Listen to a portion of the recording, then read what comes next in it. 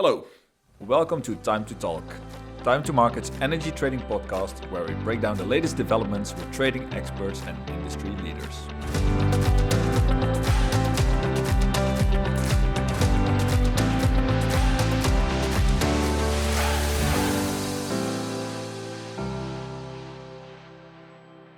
Welcome to Time2Talk. Today we have another guest today from TenneT in the Netherlands, which of course lies close to my heart, me being Dutch. Today we have here Frank Boerman, specialist within TenneT on the operational side of the flow-based market coupling. Welcome, Frank. Thank you. Can you tell us a bit about who you are, what do you do at TenneT, what are your interests? Your title says it partially, but please introduce us. Yes, I'm Frank, and I've been working at TenneT for 4 years now, and I mainly work as a flow-based capacity calculation expert in the operation side. So I do a lot of operational monitoring, analysis, studies, stuff like that to support the operation. I'm not an operator myself. And can you walk us a bit through the capacity calculation? For the market participants, very important to know, of course, on the flow-based market coupling, the PTDF, the power transmission distribution factors, all very important. What is your precise role in defining the capacity calculation? And let's zoom in a bit into that. So my role, as I said, is more support. So I look a lot at the results, the final domain results. And then what the market does with the capacities that we provide to see if we can further optimize the process. And to explain a bit more what it is, so in day-ahead market coupling, and these days also in intraday, there are 2 steps. So you have the step that calculates the capacities that we can safely release to the market, and you have the market step. And most people are focused on the second one, but the first is just as important. So we, as I always say, we set the playing field, right? So we define the space within which the market can move. And these days that is in flow-based capacity calculation, and it is slightly more advanced than what we used to do, let's say 10 years before. So 10 years before, the situation was simpler. We defined one number per hour, per border, per direction. So let's say 1.5 gigawatts Netherlands to Germany, and then something else Germany to Netherlands, and then we did that for all borders in the coupled area. And that is fine, that works, but that is not necessarily the most efficient way, because you determine a value in isolation per border, while in truth, if there is a lot of import, for example, from Belgium to the Netherlands, it is very possible that in the grid that enables more export from the Netherlands to Germany and vice versa.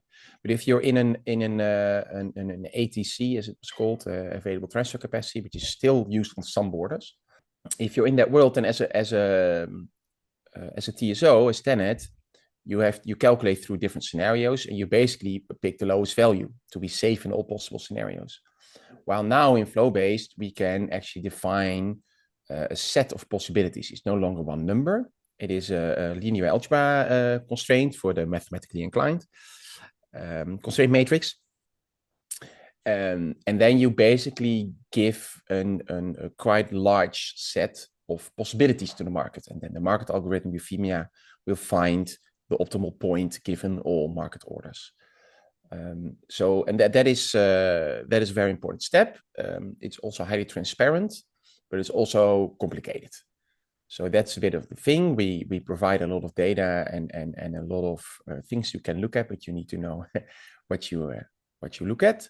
And this is currently live in the core region. So that's basically most of continental Europe.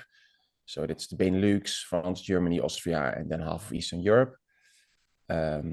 But not, for example, Italy, Bulgaria, Greece, Spain. Those have their own ATC system still. Scandinavia is their own region, but they have recently been moved to the flow-based capacity calculation methodology.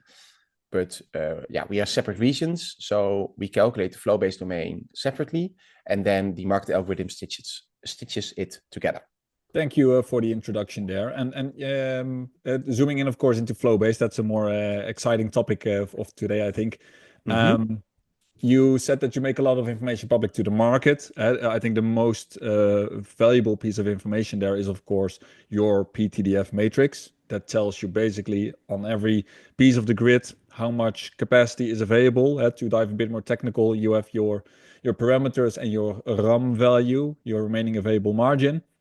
If you do some derivations, you can basically derive what are your maximum import and export values for every country in every hour. Can you walk us a bit more through how is this PTDF formed? And I'm not meaning like conceptually, but already diving a bit more into detail from TenneT side. You have the CNECs, every individual element of this matrix. How are they defined? What kind of fundamentals determine how the run will be, how these coefficients will be, and how is this variation on all these individual CNECs? Yeah. So the funny thing with flow-based is that a lot of things are done centralized, right? So that is much more efficient. So from our individual TenneT side, what we put in is obviously our individual grid model for the Netherlands, and every TSO does that for their respective area. So TenneT Germany does it for their part, and TenneT Netherlands for the Netherlands. So that we deliver. The other thing we deliver is a starting point of the CNEC list. So it's important to note that the CNEC list is not just an element, it's actually an N-1 situation. So it is the full name is a critical network element and contingency. So it is an element A to B in the situation that element C to D has an outage unexpectedly. And there's of course a base case, so just element A to B when everything is on. That's the base case. And we make a list of all possible combinations that we, as experts from the TSO side, deem possible relevant. And in the Netherlands, we have made the fairly simple choice to, in terms of elements, include almost the entirety of the 380 kV top level grid. And then we have made combinations with elements basically nearest to it. So the German interconnector made a dealer. We have made outage situations to 𝐜𝐴Z𝐬𝐭𝐬, to Zwolle in the south, etc. It's also possible to define N-1 situations for elements abroad, obviously, because the grid doesn't understand borders. So there are also CNECs that we have for a line in the Netherlands in the case of an outage abroad. So that's an input. So you have the net model, you have the CNEC list, and what we also define is the GSK, the generation load shift key. And what that means is that the PTDFs we don't calculate. That happens in the centralized system. And what it does, broadly speaking, is it tries to move the net positions, so the sum of all export and import, we call hubs, not countries, because you can also have virtual areas, etc. So the generic term is hub. The price zones, right? Yes, but not in all cases. So there are also virtual hubs in terms of the Allegro DC cable. But that is a modeling detail that's not super important. But anyway, for every hub, what the system does is it pumps up the net position up and down.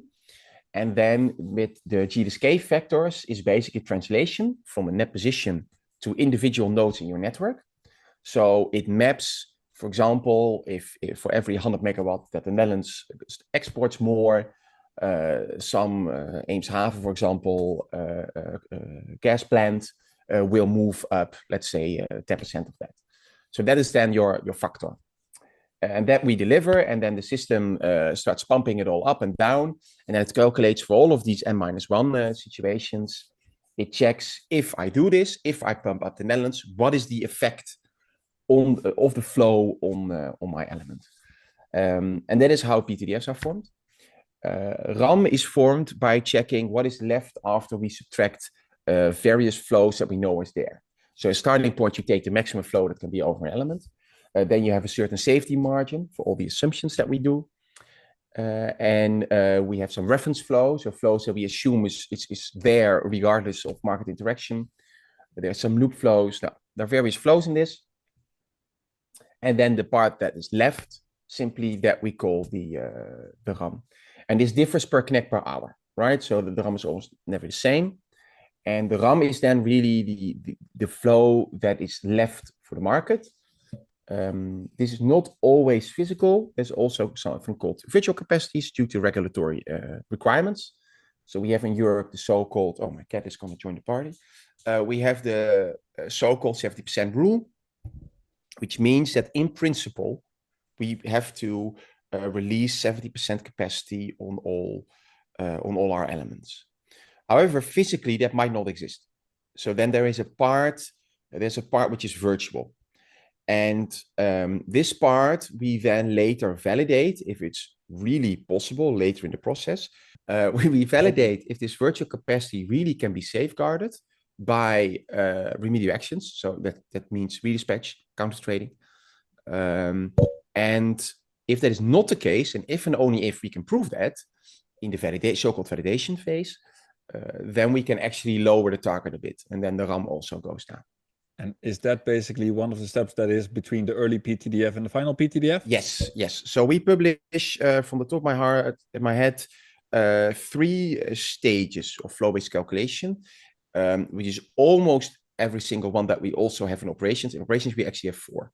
But the last one doesn't matter that much because it's the pre-final one, and the only difference is long-term nominations, which is only active on a couple of borders, so the change is not that big.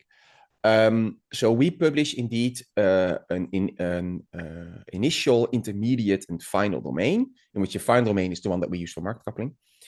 And indeed, the important changes in between is stuff like virtual capacity, validation steps, derogations that we can lower the target for various legal reasons. So this is in between all of these steps. And there's also a filtering of CNEC steps. So to come back to your question, how do we define the CNEC list? Well, we as experts define a static one, right? So we think of things that might be relevant. There is an expert assessment. We also use some simulation tool for that. But in principle, that's an expert assessment. And then what happens is that the system in the initial computation already comes up with a PTDF. And then there is the so-called 5% threshold filtering, that if a CNEC on no hubs reaches this 5% threshold, then we basically deem the constraint to be irrelevant. And then it is removed from all further steps. And that helps a lot because we have a gigantic amount of CNECs in whole of Europe, because again, large part of Europe. in total, or? Yeah, I think there was a statistic that I think it's slightly less now, but it used to be that we had over 24 hours, 500,000 for every day. Yeah. Before filtering on the 5% rule. Yeah. So that's really everything. And those are also in the final domain, but some then are disabled. Yeah, that we filter them out, and then you can see branch status is out. And so that is also a step. So we made a CNEC list, and then the CNEC list has a filtering in the centralized process. And then it moves on to min-RAM reduction, validation phases, and some long-term nomination flows. But for the Netherlands, that is pretty irrelevant. Yeah, that's, I always forget, I think the Czech-Slovakian border or something. Somewhere in Eastern Europe that they still have long-term nominations. Yeah, you see, you can basically do it everywhere, but it's of very little use typically, of course, and that's why. No, you're not allowed to do it anywhere anymore. So long-term nominations, like physical nominations, is actually in only a couple of borders left. Most borders, including the Netherlands, have financial rights. So it's not a physical nominated flow. It is a certain form of hedge product, but then with the market, with the TSO as the counterparty. Yeah, there's actually some discussion on this now. The implicit capacity on all the borders, basically, right, by financial 𝐜𝐴 capacity. Yeah. Yeah, and there is indeed that's auction of 𝐜𝐴, and there is now some discussion if you want to reform that, but there's no real clear answer to that yet. But that brings me to the other topic, so that we also talked about before, which is the LTA domain. Because flow-based is only one part of it. We also have this LTA domain. So that's long-term capacity that we would like to release on the border regardless of what is going on. In order to safeguard our financial hedge products that we basically sell to market parties on a yearly and monthly basis. And what we have chosen as a European system is that we basically put that in unless we really think we cannot handle it, but there are pretty minor values. So LTA curtailment, as it is called, to cancel the rights. It doesn't happen that much anymore. But you basically then have two domains, right? So you have an LTA domain, which is a value per border, because in the auction, it is actually just good old-fashioned A to C per border. And you have the flow-based domain. And we both have those. The LTA domain, of course, we don't have to calculate. It's just the value per border. And we have the flow-based domain, which we calculate. And then we send this to 𝐓𝐴𝐴𝐵MC, the European market coupling algorithm. And then that stitches together. Just to jump in shortly, basically, the FBMC domain is a very complex polyhedron in, let's say, 13 dimensions. If you look at flow-based core, yeah, the LTA is more of a rectangular domain, basically a square domain in cube in 3 dimensions, but in high dimensions still square, because these LTA values are fixed basically for every hour. Yeah. They are flat, perpendicular surfaces. Yeah. So if you draw that out in terms of a y-axis in that position and x-axis in that position, if you have a value which is independent of what the other borders do, then indeed you get a square. While in flow-based, it is dependent on each other, and then you call something that we always lovingly call the potato, because you have this kind of convex shape. To jump in here, so basically, also for the audience to understand that even though flow-based is basically the most welfare generating system that we have compared towards the old school ATC or towards the LTA, the day-ahead market settles based on the PTDF, based on the domain, which is basically a dual domain, FBMC and LTA. So your physical static LTA domain, which is basically a backup solution, is still of very much relevance in the total domain calculation for the day-ahead market. For now, yes. But there are talks to remove it and to have an LTA product to be purely financial and to have a financial risk also on the TSO side. But it's unclear how that will work in the future. So there is some discussion on it. I think also NSOE published something on this. But there's no decision taken on that yet. But it's just a matter of how you decide how you want to shape it. But because of the large amount of virtual capacity that under European regulation we now release, it usually vastly outstrips the LTA domain. So the LTA domain is also losing in relevance because the flow-based domain keeps growing, also due to grid expansions. And then this minimum value from LTA is not that relevant anymore.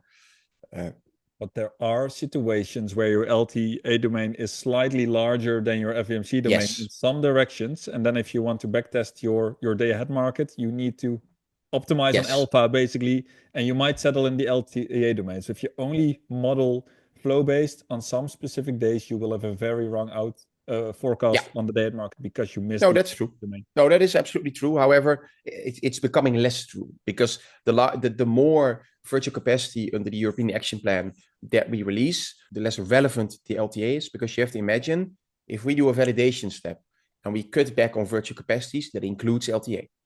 So if we say we cannot safeguard this part, it doesn't matter if there's LTA or not, we will curtail. The only difference being that parties that have bought the product will be compensated. While obviously, if you have no LTA rights, you also will not get compensated if we shrink the domain in some way. When we look at the forecasting of the day-ahead market, in the end, a large part of our audience are just speculative traders. They love forecast, they love trading, they love spreads. Of course, within the whole flow-based system or LTA, you get spreads when your LTA domain or your flow-based domain is very small. You have a very small ROM, so you very easily hit a shadow price that you settle on the surface of your polyhedron. So a very small ROM will make it a very small domain, making very large spreads between all these countries, right?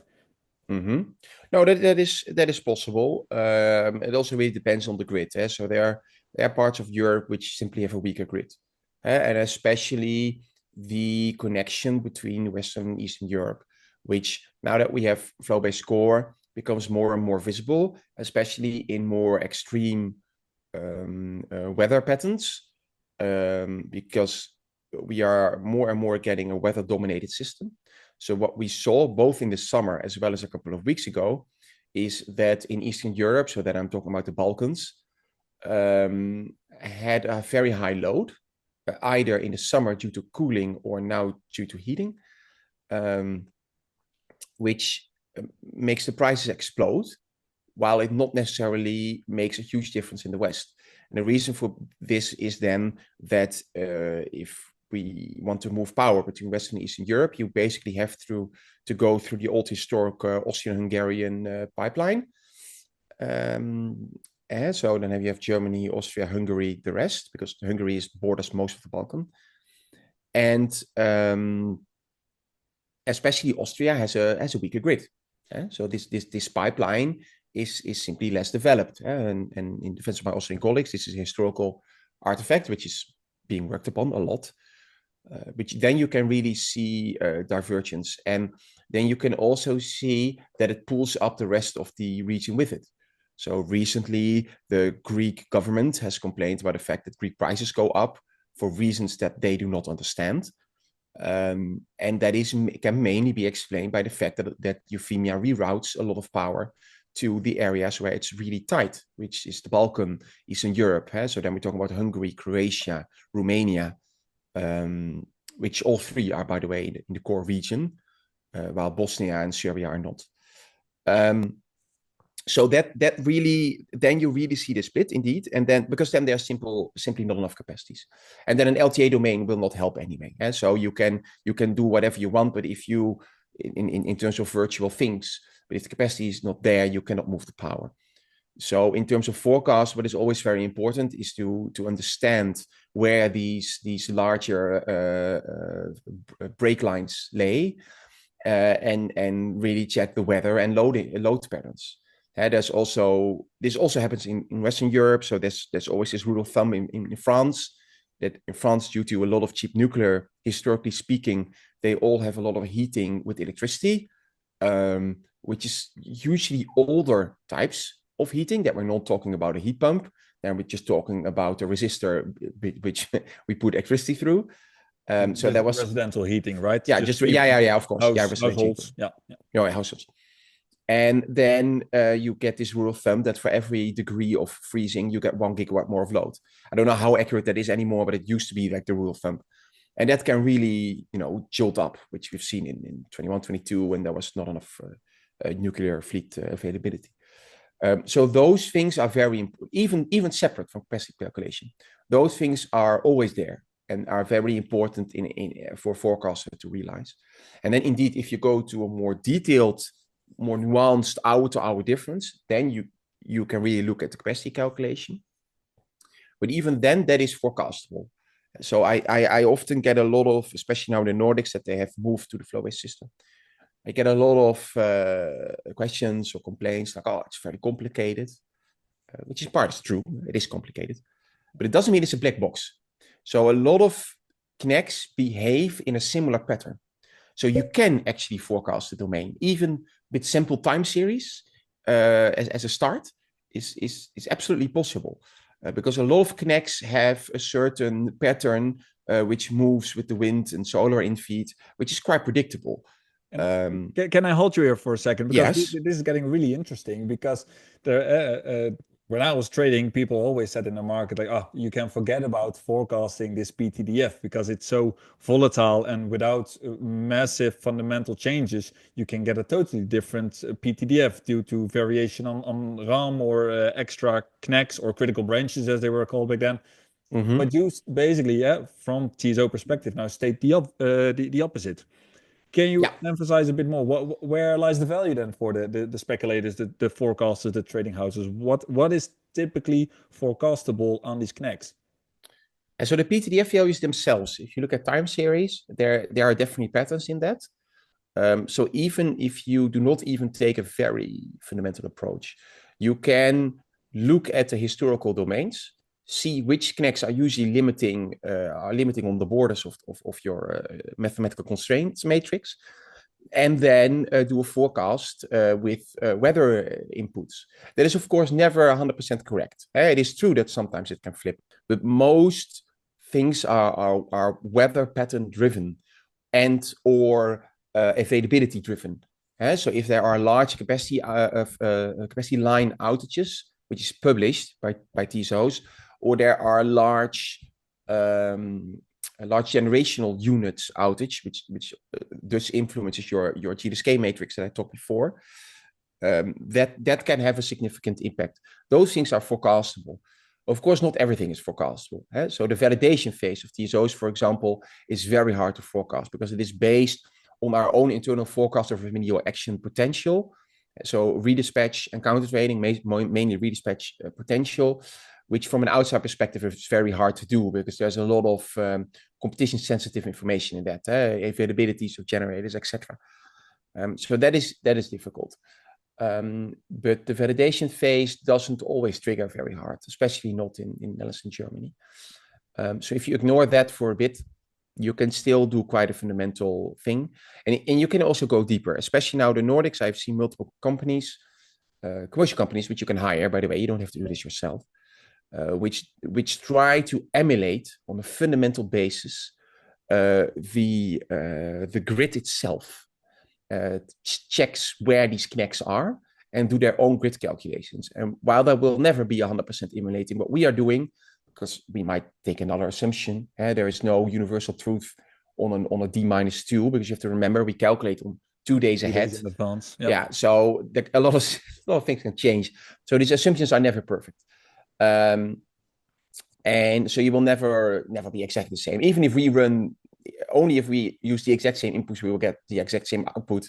But if you change minor inputs or you do a forecast again, you can get different results, even for us. But you can still get the direction quite well. And that is, of course, the important part here. You don't need every exact thing.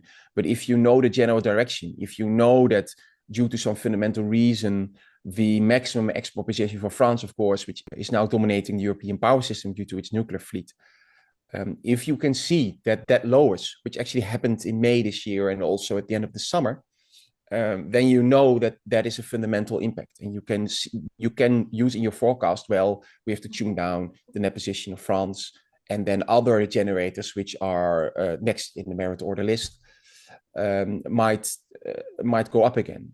So that's a good point you make there, and that's also, of course, what while forecasting the PTDF and the day-ahead market, when you want to simulate 𝐓𝐚𝐿, that's where the value lies, to see where on what position coordinated do you settle within your domain, and how is your domain different from tomorrow. And if you're very close to the edge of your polyhedron and your max exports reduce because of a reducing RAM, your spreads will increase, and that's where you can make your money, obviously. Yeah, no, indeed. And there are also special cases which you know that it can be very sensitive to these maximum boundaries, because of course, again, they're a boundary. Yeah? So I get a question a lot like, there is some price spread, but the Netherlands is not until its maximum net position that is published. And that makes sense because the maximum position means that you optimize all other hubs for this single maximum. You really push it to the maximum. So it is, for example, possible that to reach the maximum of Netherlands export, Germany would need to be importing 15 gigs. And that's not always a reasonable choice. So for the market coupling. However, if you know that the max drops quite a lot, of course, that still has an effect. We will almost never reach 100%. But especially when the maximum drops, we can reach higher utilization levels. And there are also situations in which countries become very sensitive to that. So a good example of that is solar in the Netherlands, right? So we have an absolutely mind-boggling amount of solar PV in feet in the Netherlands. We are world leading in that, especially per capita. And so what you can see is on very sunny days, if our max net position drops a little bit, it can immediately have max export. It can immediately have a very large impact because solar in feed cannot be curtailed because we have the SALDeren, the net metering, but also because most of our solar is on residential roofs. And I don't know about you, but I don't pull the plug of my residential roof when I'm in the office. Most don't. Yeah. Most don't. So that is stuff that has to feed in. And then the prices crash. So if you know that there is less capacity there, if the Netherlands is hugely sensitive to that, and then that can spread like an oil spill. So then we go very low, but also other countries go very low because the market coupling tries to export of the stuff in any way that is what you typically see there is if you plot all the price curves from our 1 to 24 over the whole core market, you get these beautiful webs of spreads, basically, that it's never one market that crashes, but often it will be then one market that spikes as well, where you really see these spreads being pulled apart by these reduced domains. Then it's not uncommon to really move to the minus 300, 400, 500 euro per megawatt hour region. Which we have seen, of course. Which we have seen. However, this is an extreme case. And this is only a couple of hours a year. But it does exemplify that the Netherlands is hugely sensitive to this. So in the past, it has happened that due to various reasons, once there was a tooling failure at an individual TSO, not us, but a neighbor, but that impacts our capacities as well. And then the domain became quite limited. And then the markets react in a violent way. Because you cannot get loose of all this solar. The same goes for, in a lesser extent, large wind in-feed, although wind plants can more easily curtail than residential solar. But even then, there's a certain minimum level that you want to output, even at a negative price, because otherwise you might damage your wind turbines. So if there's a nice storm, then a lot of in-feed is there. And then you can also get these collapses and very sensitive situations to possible capacity reductions. Yes.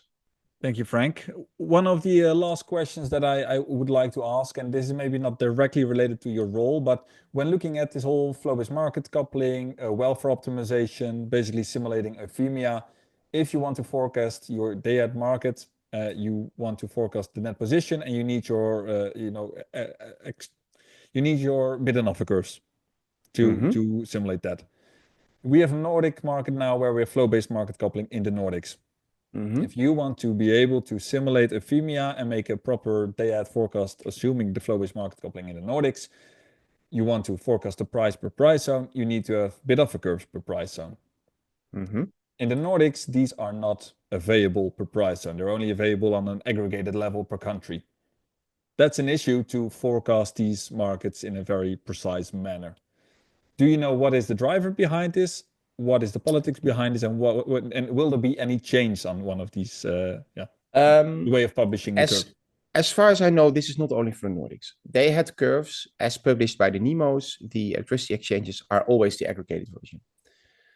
And this is mainly due to, I think this is mainly due to competition, to protect sensitive data. So this is a choice made on a European system level. Personally, I do not foresee that to change anytime soon. I know that I think NEMOs do provide some details about anonymized bids, etc., which you can buy of them. But in terms of really settled curves, that is difficult. And it's also difficult because the curves that you see, the aggregated curves, are already shifted by 𝐓𝐴. So the curve per hub is a very difficult question, because how do you define that? Do you take out all import-export? But then that also can have some other effects. Do you simply shift them back? Do you adjust your merit order? So that is, and also then becomes the question, what is available to what? Because in principle, there are multiple solutions to this. There are multiple ways to pull the curve outside of each other. So I think that is difficult, and I do not foresee that to change for now. And that's fair enough. No, but it is good to state this is not only the Nordics. So in day-ahead curves that you can buy from either NEMOs directly or various data aggregators is the same for the whole ESTAC region. So it's just the Nordics who are more sensitive due to the nature of the... they have smaller zones. So they have smaller zones, and then to model that, it's nicer to have a lot of curves. And that is completely understandable. In Europe, we have bigger zones, which is also something under discussion right now. So then, in terms of forecasting, it's slightly different. But it's a difficult topic to fix. I think. Frank, I think we can nicely round up our conversation of today. I think lots of valuable insight, interesting topics, and I think we could go on for a few more hours, but that might be for another day maybe. I would like to mostly thank you for today, for all your expertise, for being available to us and the audience. Super insightful. I hope to meet you again soon, and I do wish you all the best in your role. Yes, thank you very much. It was a joy to do.